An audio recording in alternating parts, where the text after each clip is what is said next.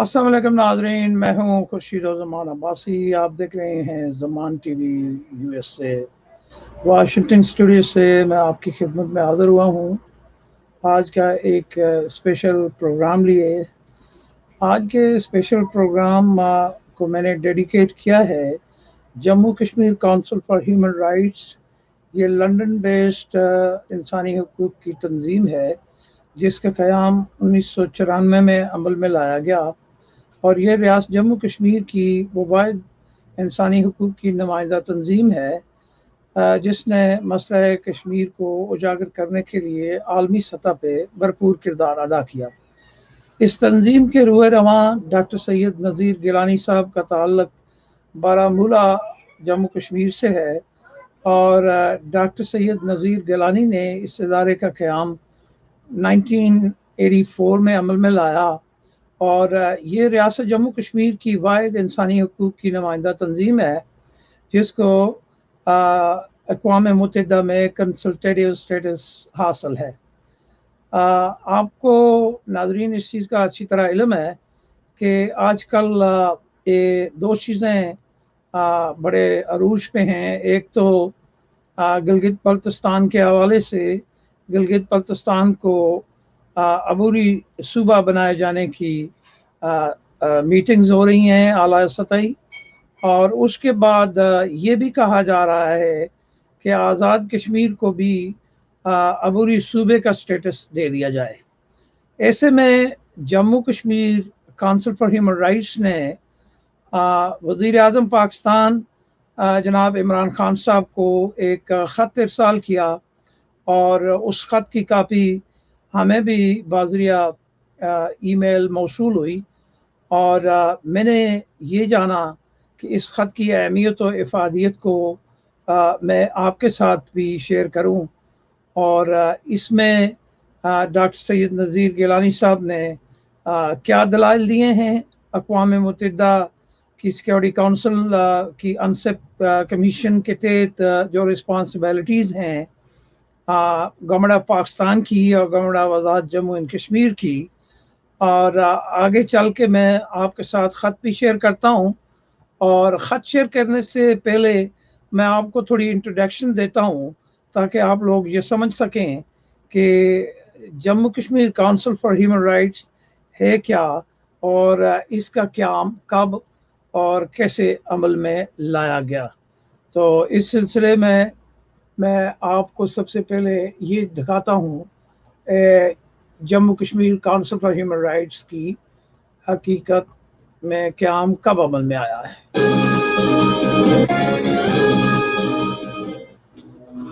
बिस्मिल्लाहिर्रहमानिर्रहीम। नाज़रीन उर्दू से मैं मौलवी हुसैन नकवी। नाज़रीन मुतनाज़ रियासत जम्मू कश्मीर और इंसानी हकूक़ के लिए यूँ तो बेशुमार तंजीमें और NGOs काम करती हैं, लेकिन आज की वीडियो में हम Jammu Kashmir council for human rights के काम और क़याम के हवाले से बात करेंगे। नाज़रीन Jammu Kashmir council for human rights का क़याम 1984 में अमल में लाया गया। इसके सरबराह डॉक्टर सैयद नज़ीर गिलानी हैं। मुतनाज़िया हैसियत की हामिल रियासत जम्मू कश्मीर के किसी भी हिस्से की ये सबसे पुरानी और वाहिद NGO है जिसे UN में खसूसी मशावरती हैसियत हासिल है। Jammu Kashmir council for human rights मसला कश्मीर के कानूनी पहलू पर काम करती है और जम्मू कश्मीर के लोगों के हकूक और वकार, तहफ़्फ़ुज़ और हक़ खुदरादियत का दिफा करती है। नाज़रीन Jammu Kashmir council for human rights दुनिया भर के लोगों के लिए इंसानी हकूक पर भी काम करती है। Jammu Kashmir council for human rights को जून 1993 में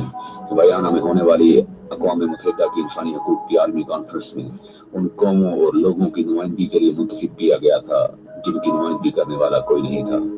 JKCHR ने वहाँ कॉन्फ्रेंस के इब्तदाई सेशन और मेन कमेटी से खिताब किया था। अक़वाम मुत्तहिदा Jammu Kashmir council for human rights को हर साल अपने 3 दफातर न्यूयॉर्क, वियना और जेनेवा के लिए 5 नुमाइंदे हर दफ्तर के लिए नामजद करने की दावत देती है और इसके साथ अक़वाम मुत्तहिदा के सालाना पासिस पर खुसूसी रियायत भी दी जाती है। नाज़रीन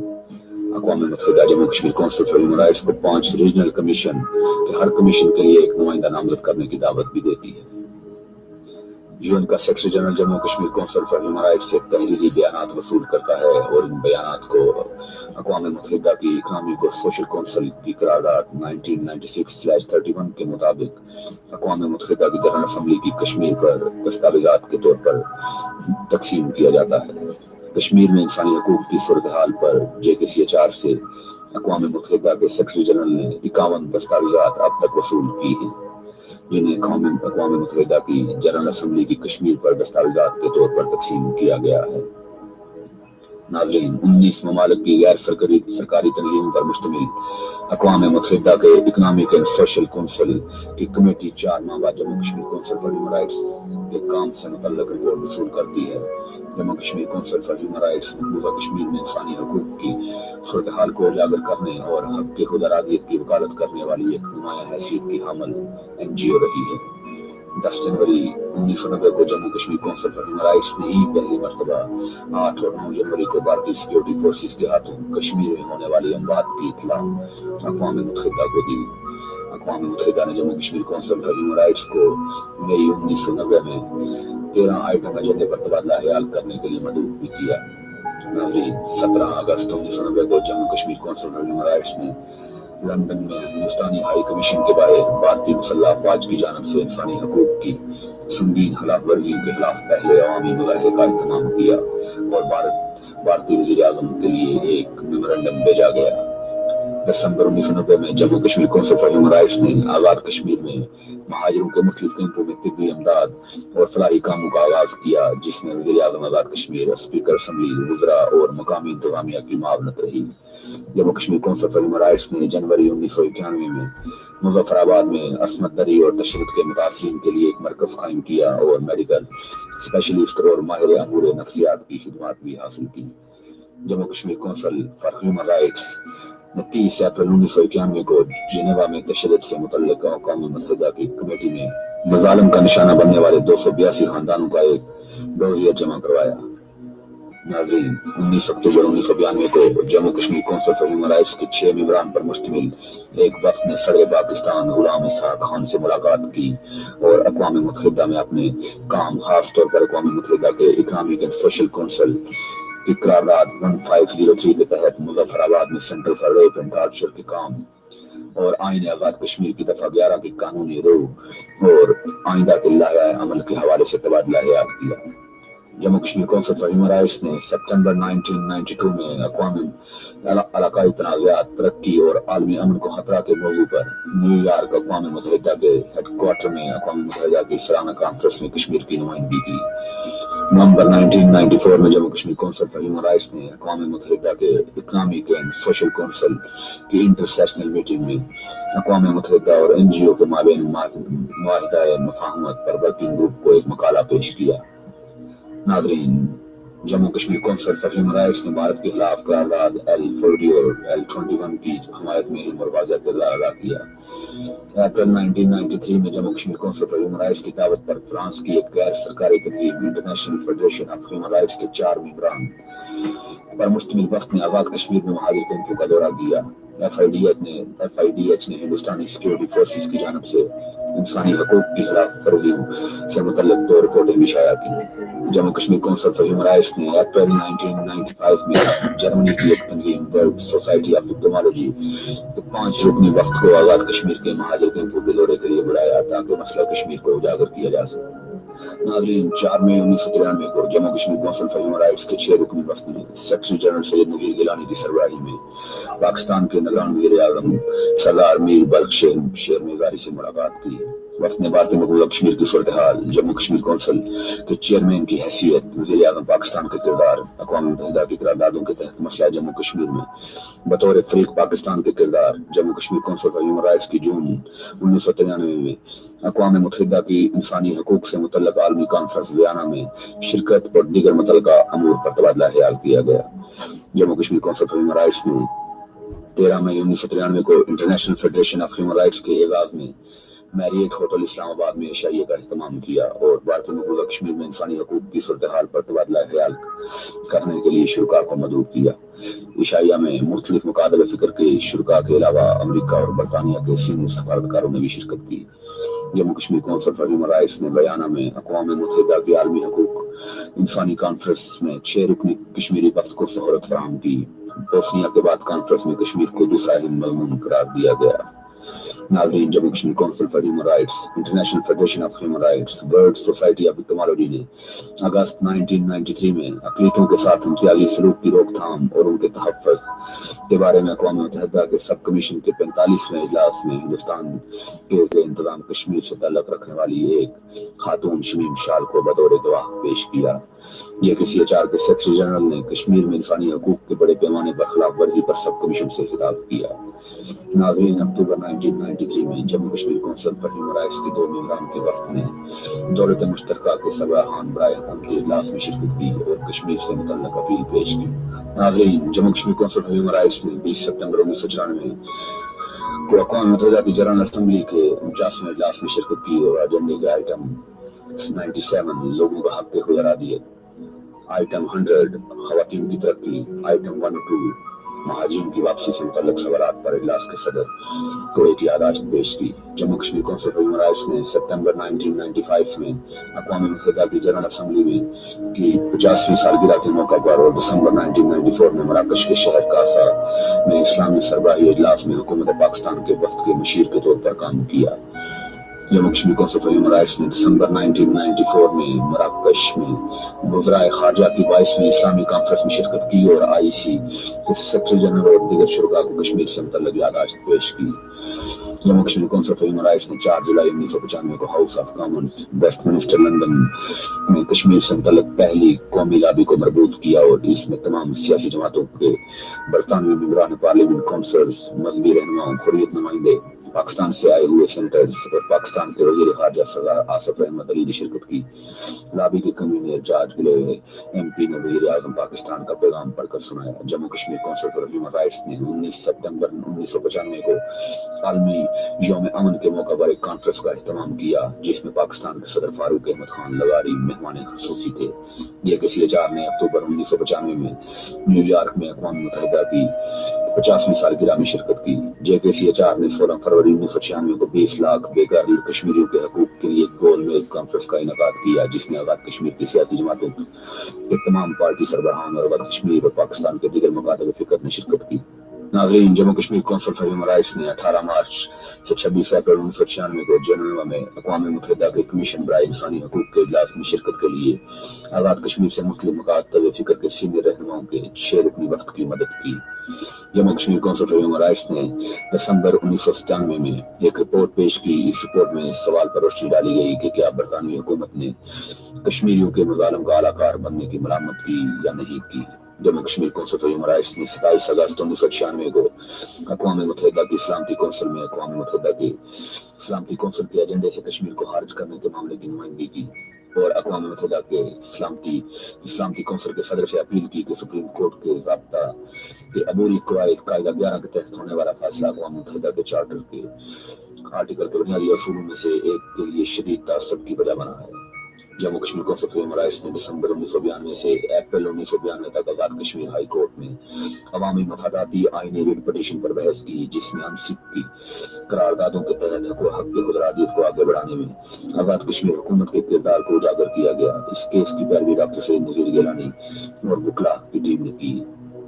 Jammu Kashmir council for human rights ने 2001 में तालिबान की कैद में फंसने वाले बरतानवी सहाफ़ी रेडले के तहफ़्फ़ुज़ और रिहाई में कलीदी किरदार अदा किया। नवंबर 2004 में Jammu Kashmir council for human rights community centre ने भारत के ज़ेरे इंतज़ाम कश्मीर में काम करना शुरू कर दिया।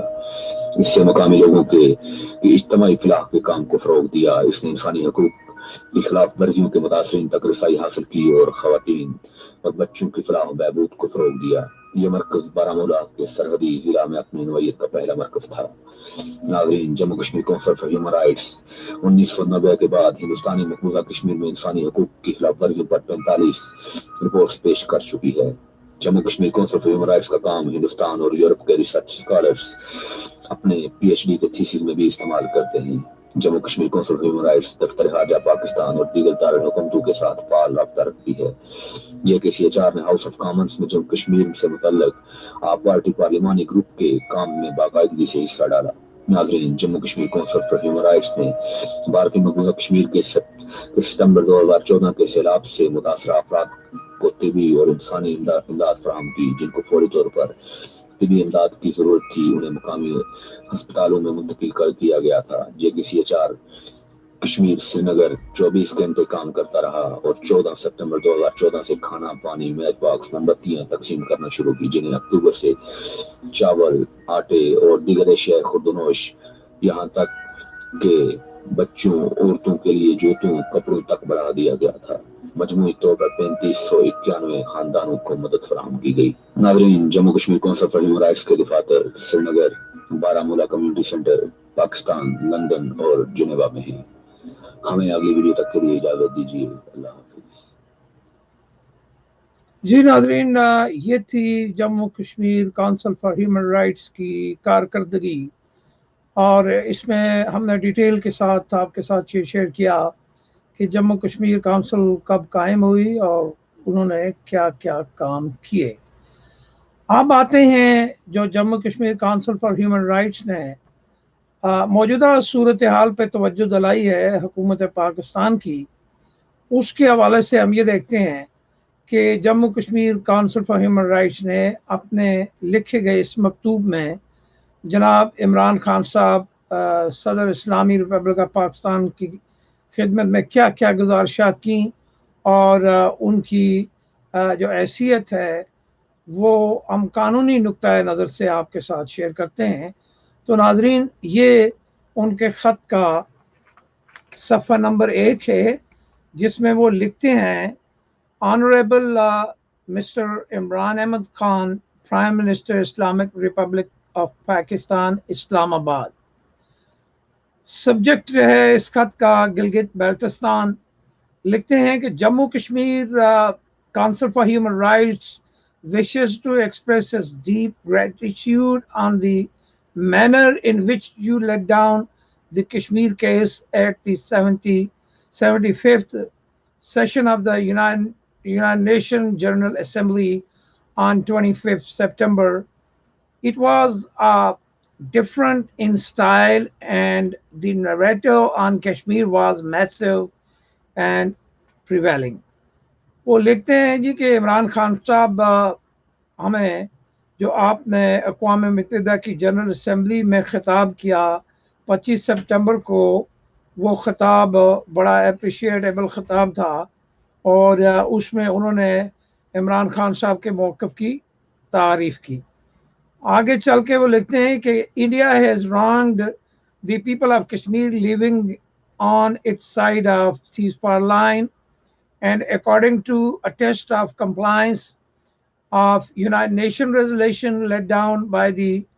Netherlands at the 611th meeting of the Security Council held on 23rd December 1952. India has loaded upon itself a very grave offense against the other party, Pakistan, against the United Nations and against the right of the people of Jammu and Kashmir to self-determination. تو ناظرین، میں مختصر آپ کی خدمت میں اس خط کے اصل مدعا کی طرف آپ کو لے کے آؤں گا۔ اس خط میں ڈاکٹر نذیر گیلانی صاحب نے کہا کہ کیا گلگت بلتستان کو عبوری صوبہ بنایا جا سکتا ہے۔ انہوں نے اقوام متحدہ کی جو انسپ کمیشن کی رپورٹیں ہیں ان کے حوالہ جات دیے، اور مختلف میٹنگز کے حوالہ جات دیتے ہوئے انہوں نے یہ کہا کہ گلگت بلتستان کو عبوری صوبہ بنانے کے لیے پاکستان کے جو آئین ہے اس میں ترمیم کرنے کے بجائے جو انسپ کی رسپانسبلٹیز ہیں پاکستان کی، تو بجائے گلگت بلتستان کو عبوری صوبہ بنانے کے، اس کو اقوام متحدہ کی جو رسپانسبلٹیز ہیں پاکستان کی، اس کے مطابق اس علاقے کو ایٹانمس پروویژنل سٹیٹس دیا جا سکتا ہے۔ اور دوسرا جو اس خط کا اہم جز ہے، اور یہ بھی میں آپ کے ساتھ شیئر کرتا ہوں، اس میں انہوں نے کہا کہ آئین پاکستان کی جو دفعہ ہے 257، اس کے بارے میں انہوں نے اس خط میں بھی حوالہ دیا کہ آئین کی دفعہ 257 اقوام متحدہ کی زیر نگرانی ہونے والے ریفرنڈم تک ایک منجمد دفعہ ہے، ترمیم اور تحریک ایک عمل کے ساتھ مشروط ہے۔ اور اس خط کے اندر ڈاکٹر نذیر گیلانی صاحب نے یہ ثابت کیا کہ یہ اس کا سٹیٹس فروزن ہے اور یہ مشروط ہے پلیبسائڈ کے ساتھ، کہ جب پلیبسائڈ ہوگا، کشمیری ڈٹرمن کریں گے اپنی ایکسیشن ٹو پاکستان، تو تب جا کے پاکستان کا جو آئین ہے وہ اگر کوئی اس میں تبدیلی کرنا چاہیں گے تو وہ کر پائیں گے۔ تو اس خط کے حوالے سے میں یہ آپ سے گزارش کروں کہ اس خط میں واضح دو چیزیں وضاحت کے ساتھ آ گئیں، اور اس کی وضاحت جیسا کہ میں نے آپ کے ساتھ ان کی یہ چیزیں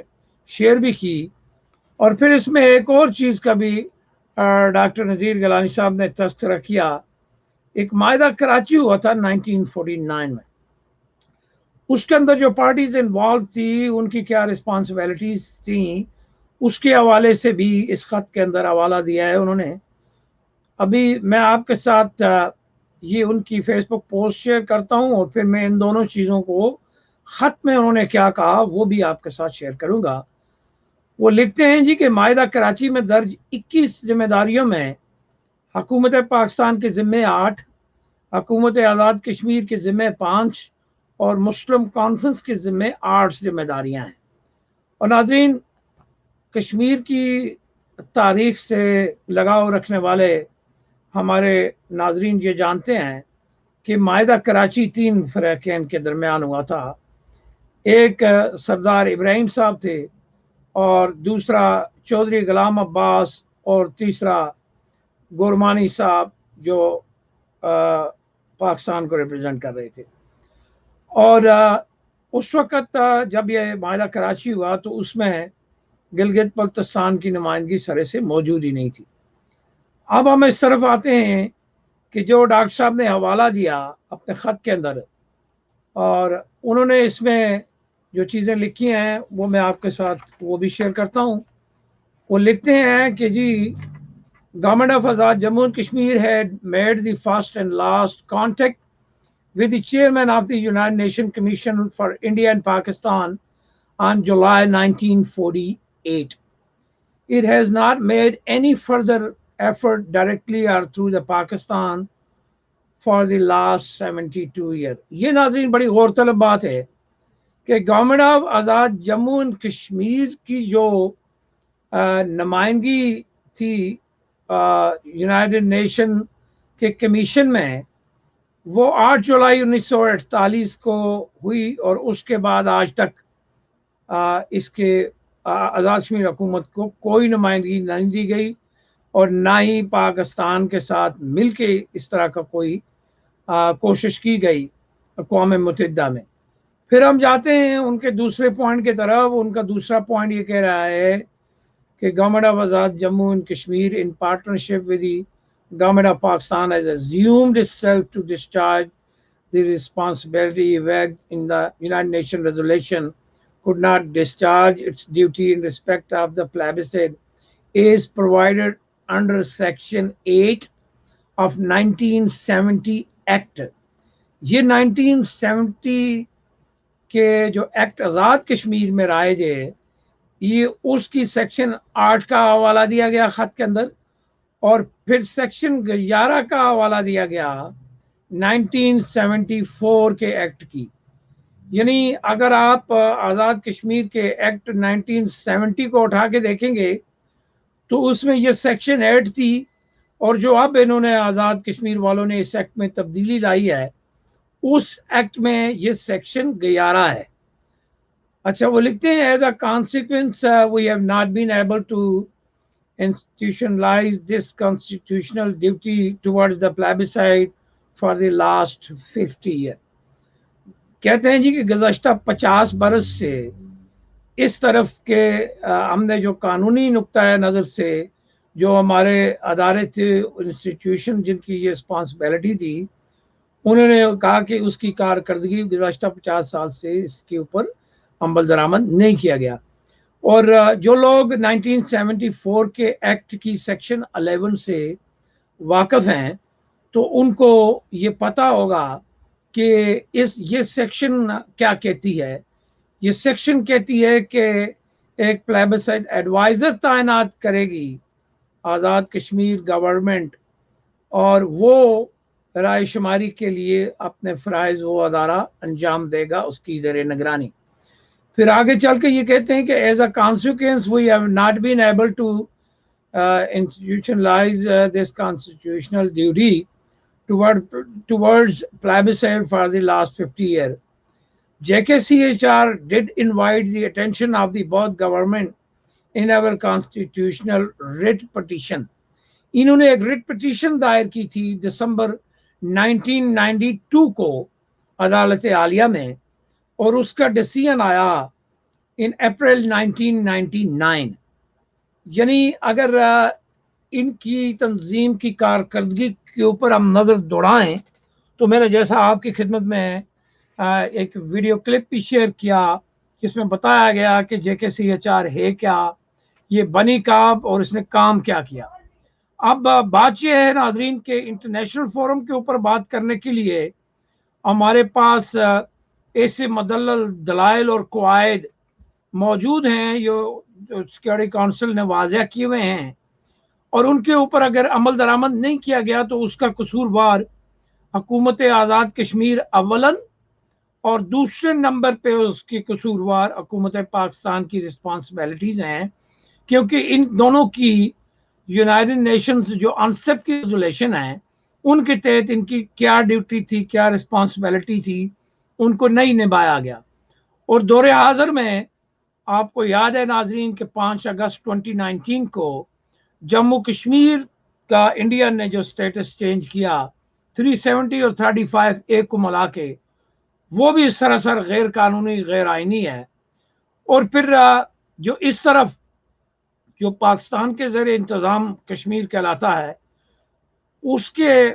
अंदर भी ऐसे ऐसे कानूनदान और माहिरीन मौजूद हैं जो हुकूमत पाकिस्तान को उन्होंने ये तजावीज़ दी कि आप जो है 257 के अंदर तरमीम करें। अब मैं सबसे पहले आपको 257 का भी स्टेटस बता देता हूं ताकि बात करने के बाद हमें ये समझ आ जाए कि ये आर्टिकल चीज़ क्या है और इस खत में जो इसकी वजाहत हुई है वो क्या है। अब ये आर्टिकल जिस तरह इस खत में कहा गया कि ये आर्टिकल मशरूत है किसके साथ, प्लेबिसाइट के साथ। और अब अगर ये प्लेबिसाइट के साथ मशरूत होते हुए इससे साफ जाहिर है कानूनी नुक्ता नज़र से अगर ये देखा जाए तो बिलाशुबा ये 257 जो है इसके अंदर पाकिस्तान के आइन में तरमीम इसलिए नहीं होगी कि इसकी एक्सप्लेनेशन हमारे सामने स्क्रीन के ऊपर मौजूद है। ये कह रहे हैं कि 257 provision relating to the state of Jammu and Kashmir when the people of the state of Jammu and Kashmir decided to accede to the Pakistan, the relationship between Pakistan and that state shall be determined in accordance with the people, in accordance with the wishes of the people of the state. अच्छा, अब इसको समझने के बाद हमें ये पता चल जाता है कि ये पाकिस्तान ने डिस्क्राइब किया हुआ है रियासत जम्मू कश्मीर का स्टेटस। रियासत जम्मू कश्मीर का ये स्टेटस किस बुनियाद पे डिफाइन हुआ, उसके पीछे जो लॉजिक है वो अनसेफ की कमीशन की ये करारदादे हैं जिनका हवाला इस खत के अंदर दिया गया। और हमें ये जानना होगा, अभी मैं आपको इस खत का अगला हिस्सा भी दिखा रहा हूँ और उसके अंदर क्या दलाइल मौजूद हैं اور یہ ہمیں بڑی آسانی سے یہ بات سمجھ آ جائے گی کہ نہیں یہ نہیں ہے، یہ ہمیں یہ سمجھنا پڑے گا کہ ہمارا جو کیس ہے اس کی اصل حیثیت شروع کہاں سے ہوتی ہے، ختم کہاں سے ہوتی ہے۔ میں نے آپ کو پہلے پیج سے اس خط کا جو متن ہے وہ میں نے پڑھ کے سنایا، اور جب آپ اس کو سکرین کے اوپر دیکھیں گے تو اس میں یہ بھی کہا گیا کہ ان amendment in the article 1 of the constitution to accommodate Gilgit Baltistan provisionally and subject to the implementation of the United Nations resolution would be interpreted as embedded with the malafide۔ اب یہ دیکھنا ہے ہم نے کہ اس کے اندر یہ کہا گیا، خط میں بھی یہ واضح انہوں نے کر دیا کہ جی بی کو سٹیٹس دینے کے لیے بھی ہمیں اس طرف لازمی دیکھنا چاہیے تاکہ ہم اپنے کیس کی عالمی حیثیت کو خراب نہ کر پائیں۔ At this point, the accommodation of the Gilgit-Baltistan into the territory of the Islamic Republic of Pakistan through an amendment would deeply wrong its constituency in a United Nations supervised plebiscite and help India to argue her action of post 5 August 2019 as legitimate۔ اگر ہم یہ کرتے ہیں جبکہ اس کی جو اہمیت ہے وہ سپروائزڈ ہو رہی ہے پلیبسائٹ کے ذریعے، آلریڈی یونائٹڈ نیشن نے اس کا ڈیفائن کر کے رکھا ہوا ہے، تو وہ اس کے اندر اگر ہم کسی طرح کی بھی وہ کریں گے تو اگر ہم اپنے کیس کو عالمی نقطۂ نظر سے سیکورٹی کونسل کے حوالے سے دیکھیں گے تو اس کی وضاحت بڑی اچھی دلیل کے ساتھ ڈاکٹر صاحب نے توجہ دلائی حکومت پاکستان کی، اور it would be a violation of the United Nation Security Council of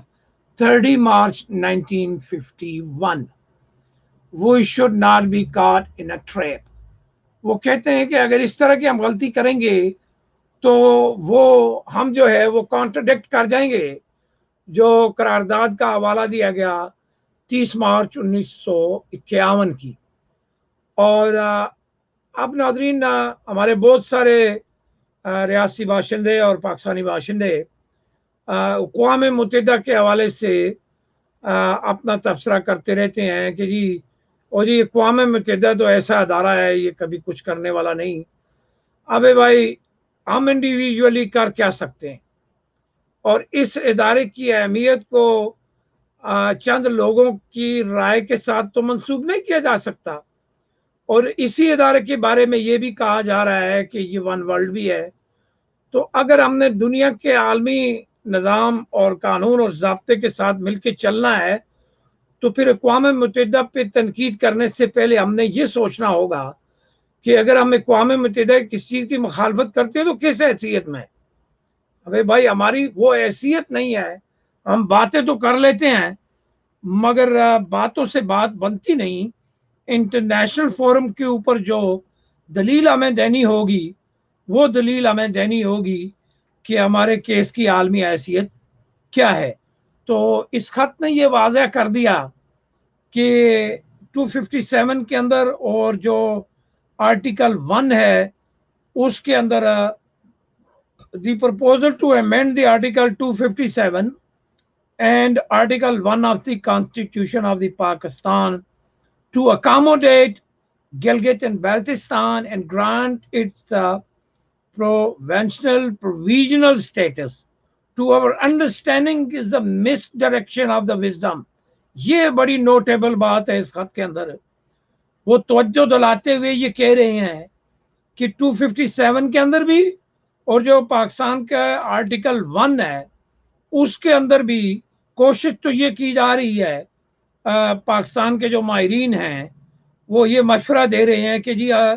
ہم اس طرح کریں گے، کیونکہ جو آرٹیکل 1-2 بھی ہے ناظرین، میں اس کی پہلے آپ کے ساتھ تھوڑی سی ڈیفینیشن دے دوں۔ اس کی ڈیفینیشن میں صرف 4 صوبوں کا ذکر ہے، اس کے اندر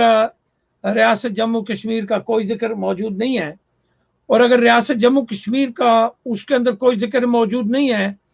तो उसकी वाज़ह और आसान बीनी से अगर हम समझेंगे तो वो अनसेप की करारदादें हैं, और उन्हीं करारदादों की वो पाकिस्तान की एक्चुअल रिस्पॉन्सिबिलिटी बनती है on the dispute of Kashmir. तो अब ये होने जा रहा है कि बड़ी बड़ी आला सतही मीटिंगें भी हुई और उन मीटिंग्स के अंदर भी ये डिस्कशन आई कि जी हम ऐसे कर लेंगे तो ऐसा हो जाएगा, वैसे कर लेंगे तो वैसा हो जाएगा।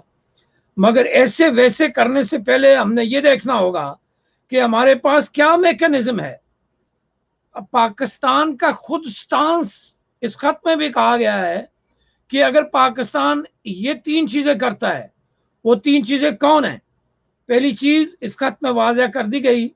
कि 257 के अंदर अमेंडमेंट नहीं की जा सकती, ये फ्रोजन है उस वक्त तक जब तक रियासत के अंदर प्लेबिसाइट नहीं हो जाता। और इसी तरह आर्टिकल 1(2)B में भी अमेंडमेंट जो है वो नहीं की जा सकती, ना अबूरी की जा सकती है और ना मुस्तकिल की जा सकती है। अगर पाकिस्तान ऐसा करता है तो उसका जो आलमी स्टांस बनता है रियासत जम्मू कश्मीर के केस के ऊपर वो कमजोर हो जाएगा। लिहाजा ये दोनों आर्टिकल्स की अमेंडमेंट अनसेप के तहत ये फ्रोजन है उस वक्त तक जब तक रियासत जम्मू कश्मीर के अंदर प्लेबिसाइड नहीं हो जाएगा। हाँ, प्लेबिसाइड के बाद अगर एक्सेशन होता है पाकिस्तान के साथ कंडीशनल डिटर्मिनेशन के बाद तो फिर इसके अंदर अमेंडमेंट जो है वो की जा सकती हैं। इसी तरह गिलगित बल्तिस्तान के हवाले से भी इसमें इमरान खान साहब को वाज़ह गाइडलाइन दे दी गई है और ये इसके आगे चल के वो ये भी कह रहे हैं इस खत के जो नंबर 7 के ऊपर लिखा है, जैसा मैंने आपको पहले पढ़ के बता भी दिया और साथ में मैंने उसकी जो एक्सप्लेनेशन है वो भी आपके सामने रख दी। वो कहते हैं जी it will seriously hurt the jurisprudence of the Kashmir case and would undeniably be considered as a variation in Pakistan principal stand on Jammu and Kashmir। जैसा मैंने पहले ही तस्करा कर दिया कि अगर ये होने जाएगा या हो जाएगा तो फिर इसका पाकिस्तान का जो प्रिंसिपल स्टैंड है उसके अंदर वेरिएशन, तगैर, तब्दीली मुमकिन नहीं। तो ये कह रहे हैं कि article 257 would assume life as a consequence of the decision of the people of Jammu and Kashmir that they are ready for accession to Pakistan, exercise of the right of self-determination remain a prerequisite, a condition and caveat attend। यानी ये एक किस्म का इंतबा है, यानी जिसके अंदर ये बताया गया खत में कि अगर हम ऐसा करते हैं तो पाकिस्तान का जो प्रिंसिपल स्टैंड है वो कमज़ोर हो जाता है। People of the Jammu and Kashmir are entitled. अब आते हैं, अब ये इस खत में जो गिलगित बल्तिस्तान के एक्चुअल इंटरेस्ट की बात की गई है, इस खत में उनके एक्चुअल इंटरेस्ट को डिनाई नहीं किया गया बल्कि एक ऐसा कानूनी रास्ता दिखाया गया कि हम जीबी को एटानमस कैसे कर सकते हैं, यानी उनको हम अबूरी खुद मुख्तियारी कैसे दे सकते हैं। ये जरा मैं आपके साथ पढ़ता हूँ, फिर थोड़ी सी इसके ऊपर हम मजीद बात कर लेंगे। इसमें वो लिख रहे हैं कि people of Gilgit Baltistan are entitled to empowerment and full regime of the human rights। यानी ये जो है इंसानी हकूक के हवाले से इनको पूरी एम्पावरमेंट हासिल है। और किस वजह पे हासिल है? The answer is not a provisional provincial status, यानी अबूरी सूबा बनाने के हवाले से नहीं, बल्कि वो कह रहे हैं बट प्रोविजनल एटॉनमस स्टेटस, जैसा कि United nation commission for India Pakistan की करारदादों के में ऑलरेडी मौजूद है। और ये जो है ये वजाहत है और इस वजाहत को समझना चाहिए اور ہم یہ امید رکھتے ہیں کہ پاکستان کے ذمہ داران اور حریت کے وہ رہنما جن کا عمل دخل ہے ان کے لیے بھی یہ تجویز جو ہے یہ ایک رہنما اصول کے برابر دکھائی دے رہی ہے، اور ہونا تو اگر پلیبسائٹ کے ذریعے ہونا ہے تو پھر اس کے سوا اور کوئی راستہ نہیں ہے، اور انڈیا اور پاکستان مجھے نہیں لگتا کہ وہ جنگ کے ذریعے اس مسئلے کو حل کریں گے۔ تو اب آگے چل کے یہ کہا جا رہا ہے کہ جی انہوں نے یہ امید ظاہر کی ہے، Prime Minister, we sincerely hope that the matter is addressed in accordance with the existence aggregate jurisprudence of Kashmir case and the United Nations template on Jammu and Kashmir. The process of consultation in the future should embrace the 6 Kashmiris is living at Srinagar, Jammu, Muzaffarabad, Ladakh, refugee in the 4 provinces of Pakistan, represented through 12 members in Azad Jammu Kashmir Assembly and the diaspora as possible is appropriate. We sincerely hope the action or actions in this regard would not be taken in haste and variance to the entitlement of the GB to have a provisional autonomous status under UNCIP resolution. تو یہ جو نقطہ نظر ہے اس خط کے اندر، اور میرا خیال ہے میرے ناظرین کو اس خط کی حقیقت کا اندازہ ہو گیا ہوگا، اور یقیناً ہر دلچسپی رکھنے والے کشمیری کو اپنے کیس کی سٹیٹس کا پتہ ہونا بہت ضروری ہے، بجائے اس کے کہ ہم ابھی مجھے زاہد خان صاحب نے کچھ چیزیں شیئر کی ہیں، میں اپنے ناظرین کے ساتھ وہ بھی شیئر کرتا ہوں۔ اور آج کے میرے پروگرام کا مقصد یہ تھا کہ اس خط کو میں متعارف کرا سکوں اپنے لوگوں کے ساتھ، اور میں امید رکھتا ہوں کہ اس کی جو انٹرپریٹیشن میں نے کی ہے اس میں سے آپ کو پاکستان کے آئین کے آرٹیکل 257 کی اہمیت کا بھی اندازہ ہو گیا ہوگا،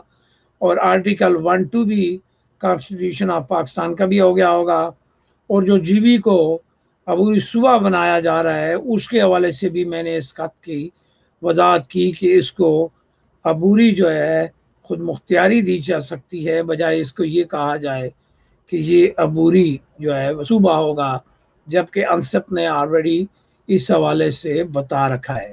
تو زاہد صاحب لکھتے ہیں اس تفسیر میں موجود پیشرفت سے پہلے کبھی بھی کسی چیز کو پاکستان کے حوالے سے تنقید نہیں کی۔ سید گیلانی اور سید گیلانی دونوں نے پاکستان سے مایوس ہو کر پاکستان کو خطوط لکھے۔ بہرحال یہ زاہد خان صاحب آپ کی ذاتی رائے ہے، مگر میں اس لیے میں خط کے متن کے حوالے سے آپ اگر بات کریں گے تو اس کے اوپر میں بات کروں گا۔ باقی یہ میں یہاں گیلانیوں کی نمائندگی کے لیے نہیں بیٹھا ہوگا، میں ریاست جموں کشمیر کے کیس کے حوالے سے جہاں بھی مجھے کوئی قانونی نقطہ نظر ملے گا جو میرے کیس کے لیے مضبوطی کا باعث ہوگا، میں اس کی بات ضرور کروں گا، اور آپ کو اور مجھے بھی کرنا چاہیے۔ یہ کبھی ان کے نمائندے بن کر اور کبھی ان کے بینچ پر بیٹھ کر کشمیر کا مقدمہ لڑتے ہیں۔ بہرحال جی کیا کہیں زاہد صاحب، آپ کی رائے ذاتی رائے ہے، مگر اگر ہم اس کو ریاست جموں کشمیر کے کیس کے حوالے سے دیکھیں تو میرا خیال ہے ہر اچھائی کو ہمیں اپریشیٹ کرنا چاہیے۔ اگر ہم ماضی کی تاریخیں اور غلطیاں دہراتے رہیں گے تو شاید مستقبل کی پیش قدمی میں ہمیں رکاوٹ ہوگی۔ حکومت آزاد کشمیر میں پاس کیا اختیار تھے وہ کچھ کرتی۔ دیکھیں جی جو انسپ کی رسپانسبلٹیز ہیں حکومت آزاد کشمیر کی طرف بھی اس کا پتہ بھی ہے آپ کو۔ حکومت آزاد کشمیر ان کا بٹھایا ہوا ایسا ٹولہ ہے جو وفاقی سیکرٹری اور آئی جی کے نیچے کام کرتا ہے، बहरहाल ये आपकी बातें ठीक हैं। सैयद गद्दारी never accepted the Pakistan invaded on 22 October 1947. Okay, ये आपका United Nations is only international forum where our issue has been registered and still pending, whereas it is a people responsibility to get up and do something for their future. हाँ, मगर people क्या करेंगे बेचारे जी, नुमाइंदगी तो वहाँ पाकिस्तान कर रहा है ना हमारी, उसका क्या करेंगे। ये आ गया, did Pakistan current development disappointed him, or he is worried about Pakistan weaker stance, or he is worried about people of old Jammu and Kashmir. ये प्रोग्राम के बाद जाहिद खान साहब मैं आपको पूरा ख़त भी भेज दूंगा, आप उसको भी तफसील से देख लें। और यही मेरी रियासत जम्मू कश्मीर के अशेरी से रिक्वेस्ट होगी कि हमने एक दूसरे पे तनकीदी नुक्ता नज़र को एक तरफ रखते हुए और माजी की तारीख को दोहराते हुए हम कभी भी मुस्तकबिल की मुस्बत पेशकदमी की तरफ नहीं बढ़ सकेंगे अगर हम इस तरह अंगुश्त नमाई करते रहे। और गलतियाँ किसने नहीं की, मुझे कोई एक बता दें आप जिसने गलती नहीं की हो। तो बहरहाल अगर कहीं भी आपको आपके हक़ खुद इरादियत के हवाले से कोई कानूनी बात मिलती है सपोर्ट वाली, तो उसको आपको फेवर करना होगा। ना आज़ाद कश्मीर के लोग और ना लोगों के एहतजाज से कुछ होगा। अगर अक़वाम मुत्तहिदा की सिक्योरिटी काउंसिल में अगर कोई बात होगी तो उसके लिए हमें फिर एवेन्यू वही पकड़ना पड़ेगा जिसके बारे में सबसे पहले जो तयशुदा चीज़ें हैं। काश मेरी ज़ाती मर्ज़ी से अगर ये हो सके तो मैं आज से कल ना होने दूं। मैं आपके इन जज्बात की कदर करता हूँ और रियासत जम्मू कश्मीर के शहरियों के इन जज्बात को मैं इसी नज़र से देखता हूँ कि हमारा मकसद जो है वो पूरा होना चाहिए, मगर इस मकसद के हल के अंदर जो रुकावटें हैं पाकिस्तान की सूरत में, आज़ाद कश्मीर की सूरत में, या हुर्रियत कॉन्फ्रेंस की कमज़ोरियाँ, उनके ऊपर मैं भी आपके साथ हूँ। और अब क्या हम वही कुछ रोना रोते रहेंगे, सिर पीटते रहेंगे। अगर हम वो सिर पीटते रहे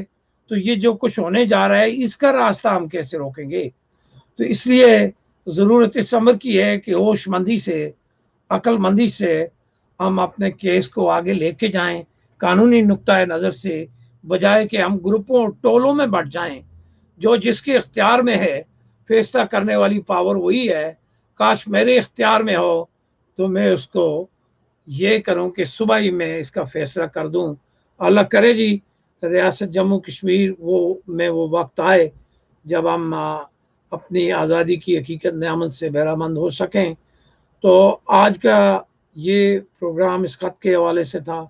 और मैं आप लोगों से ये भी गुजारिश करूं कि रियासत जम्मू कश्मीर के अंदर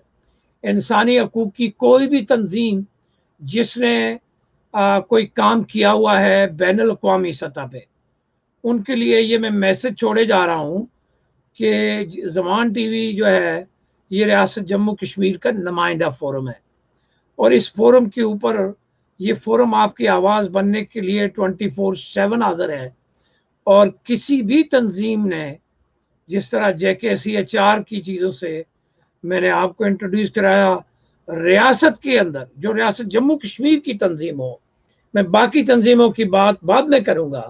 पहले मैं ये गुजारिश करूँ कि रियासत जम्मू कश्मीर के अंदर अगर कोई इंसानी हकूक़ की ऐसी तंजीम है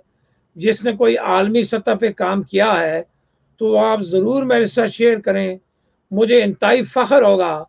और मैं उसके ऊपर प्राउडली आपका पॉइंट ऑफ व्यू भी शेयर करूँगा। अब वक्त आ गया है कि हमें वो जो शेल है, जिस शेल के अंदर हम महफूज हैं, उस शेल को तोड़ के हमें बाहर आना होगा। हमें अपने जो रास्ते और मंजिल का जो तयन है इसको किसी एक यूनानिमसली हमें एक नैरेटिव सामने लेके आना पड़ेगा, वरना जो कुछ माजी में हुआ इसको हाल में होने से रोकने के लिए हम सबको एक आवाज़ होना होगा। अपना और अपने गिरदो नवा के लोगों का ख्याल रखिएगा। زمان ٹی وی کے آئندہ پروگرام تک اپنے میزبان خورشید و زمان عباسی کو اجازت دیجیے۔ اللہ ہم سب کا حامی و ناصر ہو۔